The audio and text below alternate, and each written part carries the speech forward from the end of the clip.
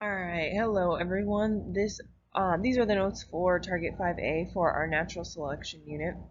So make sure that you use this PowerPoint, take these notes down so that you can use them on the practice assignment and the test, because a lot of the questions that I'm going to ask you in here are going to be the same questions that you'll get on the test. So if you understand this material, you understand the practice scenarios that we'll go through, you will be able to get a really good grade on the test because it's pretty much the same thing. So for Target 5A, this is what I want to see you be able to do by the end of the unit. You need to be able to construct an explanation based on evidence that evolution through the process of natural selection primarily results from a combination of four factors. So we need to talk about what natural selection is. We need to talk about what those four factors are so that you can be successful during this target. Okay, so we're going to watch this video about natural selection, and then we are going to go through and take some notes and talk about it.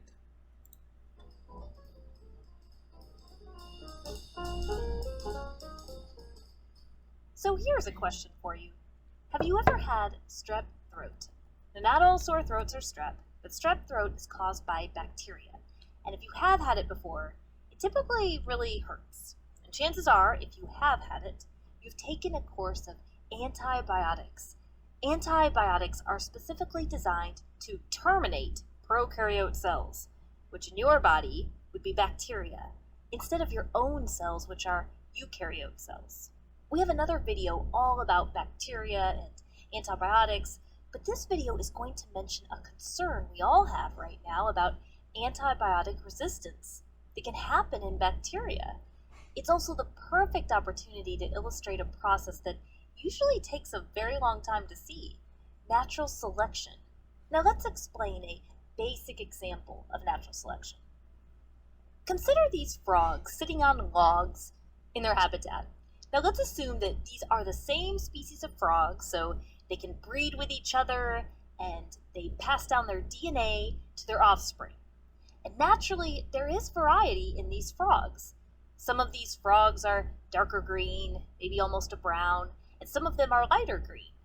There is a variety of traits even in the same species, just like in people. So back to the log. You know what else is in this habitat? Predators. And the predators are finding here that the lighter frogs are much easier to see in this habitat than the darker frogs.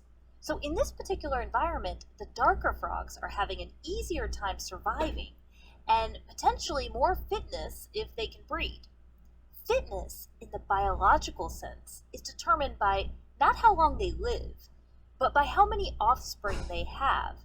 These darker frogs pass down their DNA to their offspring so that the new baby frogs will have the DNA from their parents. The lighter frogs are being selected against, since they are easier to see in this habitat.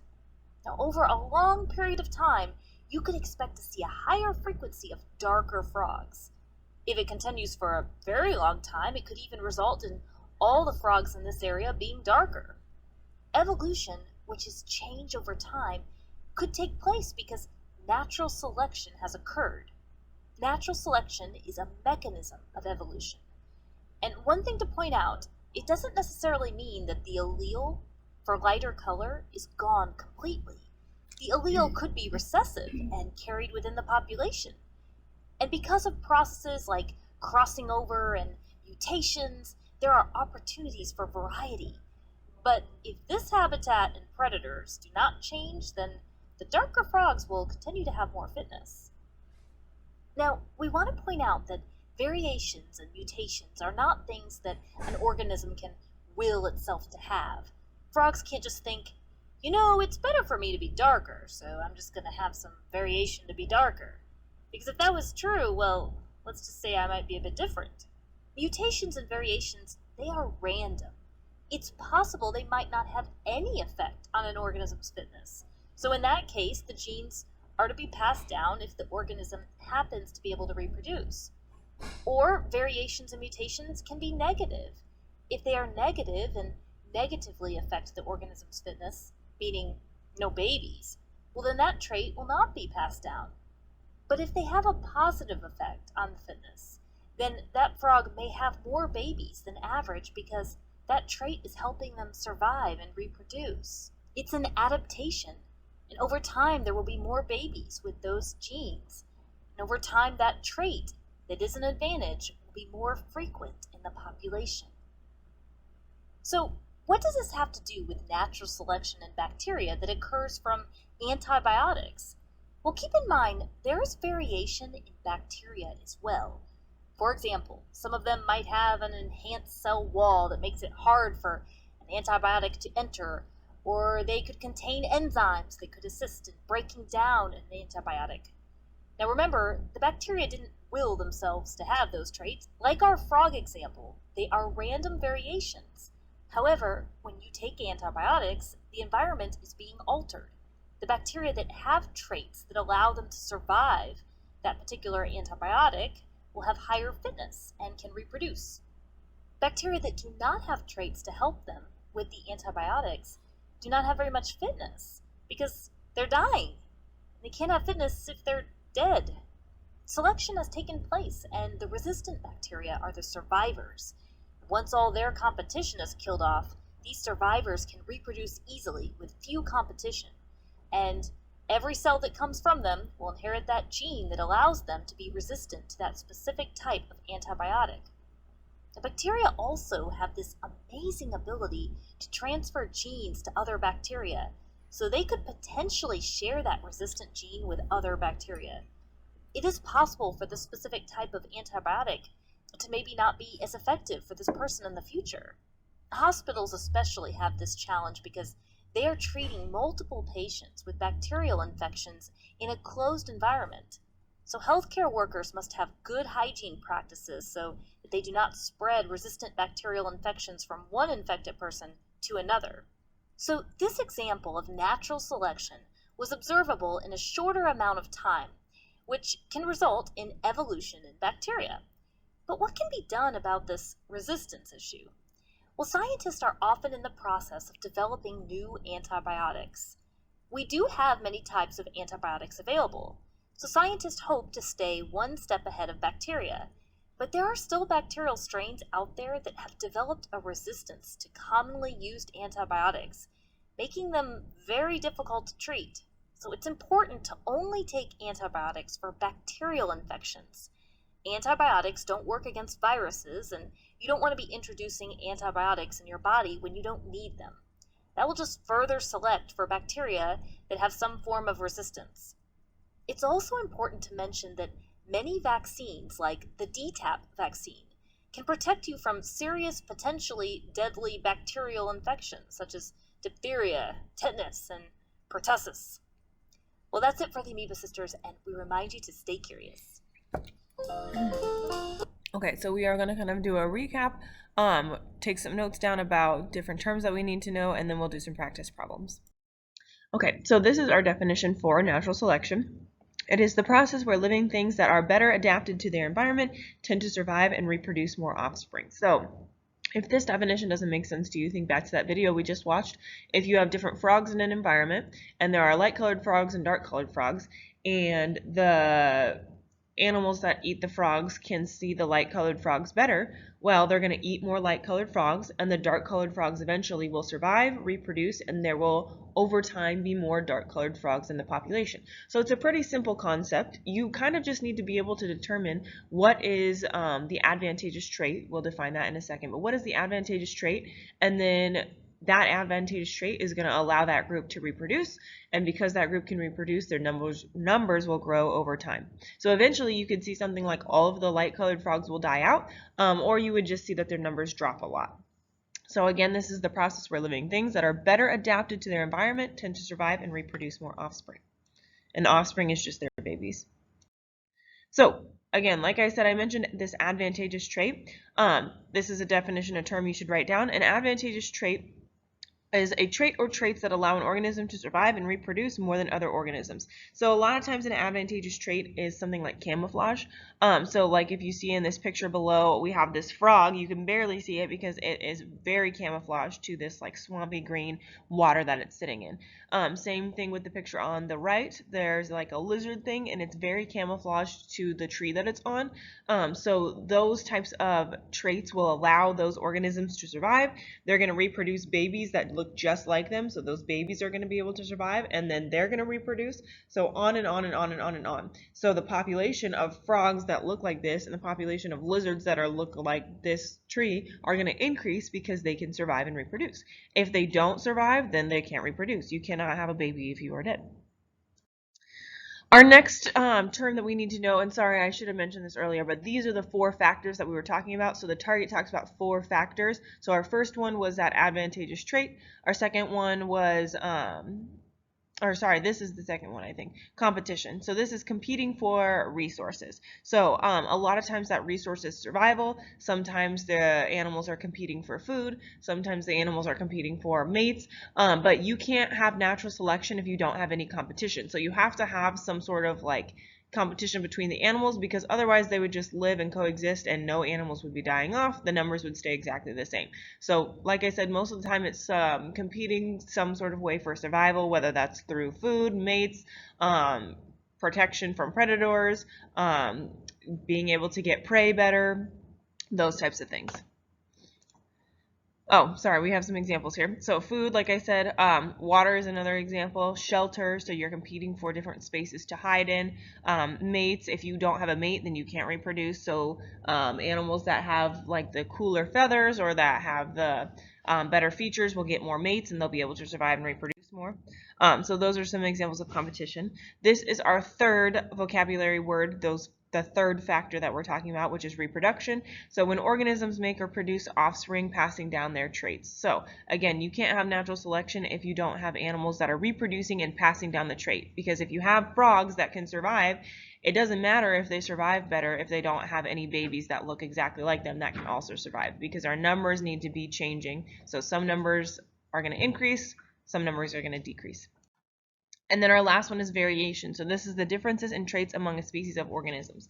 So we can see an example of variation down here is these fish. So they're all the same species of fish, but they all look very different. So maybe these fish live in a lake and the lake is really murky. So the 2 fish on the left, this orange one and then the spotted one, are probably going to do a lot better than the fish that's on the right, the white fish, because predators are going to be able to see the white fish better, which means that the orange fish and the spotted fish are going to be able to reproduce. They're going to have more offspring that look exactly like them that are orange and spotted, so those numbers will eventually go up. The white fish probably won't increase because they will die off, and if you're dead you can't reproduce, so the numbers of those white fish are going to go down. But if you reverse the scenario and they're in a lake that's really clear, the white fish might do a little bit better, and then the darker fish, the spotted one and the orange one, might decrease and their numbers will go down. So it kind of depends on the scenario, but we're going to do some practice with these 4 terms so that you can answer those questions for the practice assignment and for the test. So here is the first set of practice problems. So we have a black cat and a white cat. I want to know which of these is an example of variation. So if you are someone who did not write those terms down, I would go back and write these 4 terms down, because you have to know what they are if you're going to be able to answer these questions on the test. So here are our options. We have the 2 black cats had babies that were also black. The black cat was able to better blend in with its surroundings at night. There are black cats and white cats in my neighborhood, and the black cat is able to hunt more rabbits at night. So if you are very confused, I would just keep watching the video because I will give you the answer. But I would try to answer this on your own. So pause the video, answer it on your own first, and then you can check your work with mine to make sure that you're correct. So for this one, when we're talking about variation, it's going to be that there are black cats and white cats in my neighborhood. If we look back at our definition of variation, it's just the differences between 2 animals or between 2 organisms. So the differences here in these cats is that one is black and one is white. So when you think of variation, think what's different about the animals, what's different about the cats. Next problem, which of these is an example of an advantageous trait? So here are our options again. The 2 black cats had babies that were also black. The black cat was able to better blend in with its surroundings at night. There are black cats and white cats in my neighborhood. The black cat is able to hunt more rabbits at night. So again, I would pause the video, try and answer it on your own, and then you can check your work with mine. But our answer here is going to be the black cat was able to better blend in with its surroundings at night. So when we're thinking about an advantageous trait, we're thinking about, okay, which trait is going to allow the animal to survive better? So when these cats are hunting at night, being a black cat is advantageous because they can blend in and they can get more predators. Prey, excuse me.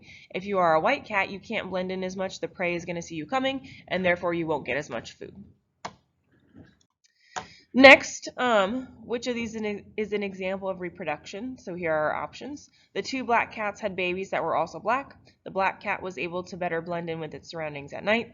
There are black cats and white cats in my neighborhood. The black cat is able to hunt more rabbits at night. So pause the video, try and answer it on your own. This one is the two black cats that had babies that were also black. So when we're talking about reproduction, we're talking about having offspring, having babies. So when we're talking about it in terms of natural selection, when animals, plants, whatever organism you're looking at it has offspring or has babies, they're going to have offspring that have their same traits. So the two black cats having babies that are also black is going to allow those black babies to now hunt at night. They're going to get more prey, and they're also going to be able to reproduce and have cats that are also black. So that is how reproduction plays into our natural selection. And then our last one, which of these is an example of competition? The two black cats had babies that were also black. The black cat was able to better blend in with its surroundings at night. There are black cats and white cats in my neighborhood. The black cat is able to hunt more rabbits at night. So pause the video, try and answer it on your own. You can check your work with mine. The answer for this one is the black cat is able to hunt more rabbits at night. So these cats are competing for food. So there's a white cat and a black cat. They want to be able to hunt these rabbits. But because the black cat blends in with its surroundings, it's able to get more rabbits than the white cat is. And because it's able to get more rabbits, it's able to survive and reproduce cats that are also black. And then those babies will be able to survive and reproduce cats that are also black. The white cat, however, is not going to be able to survive as much. So they're not going to be able to produce as many babies. And so the numbers of the white cat are going to decrease while the numbers of the black cat are going to increase.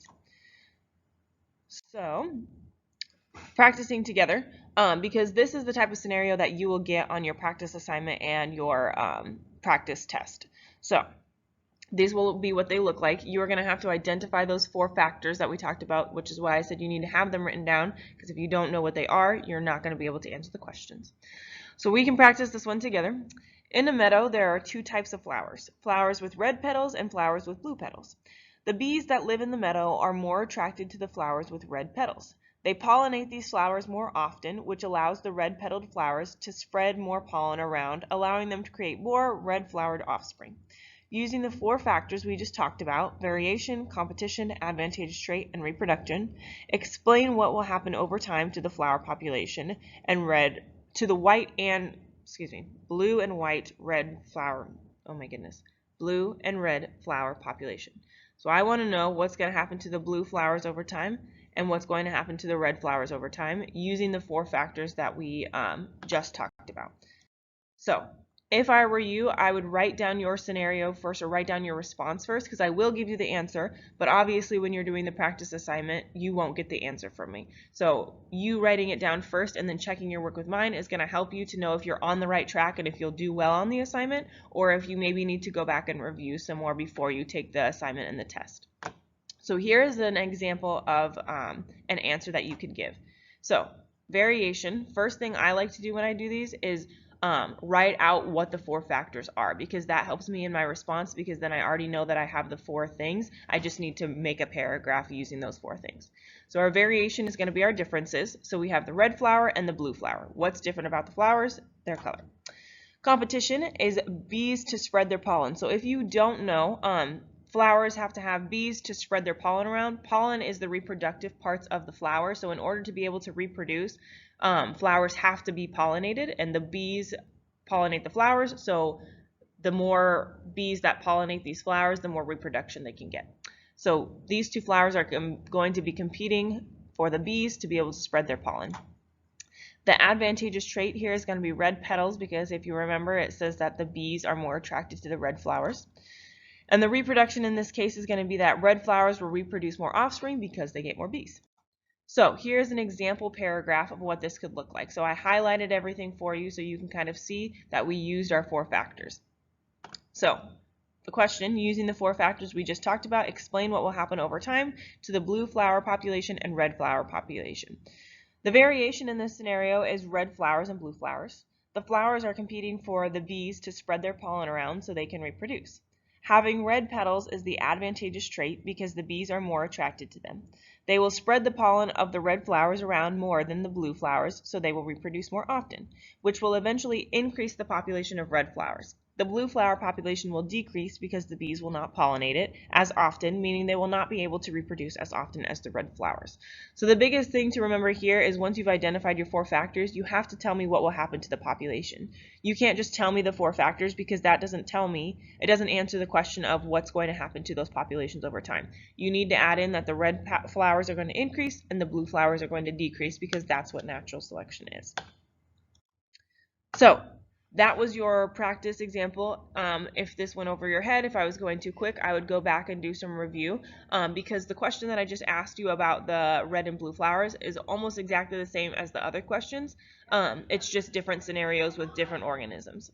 So next steps for this, you need to take the 5A 4 factors practice assignment. It's going to be like 2 or 3 scenarios that were just like the one that we just did, and then you need to take the Target 5A assessment. Once you are done with that, you are done with the target.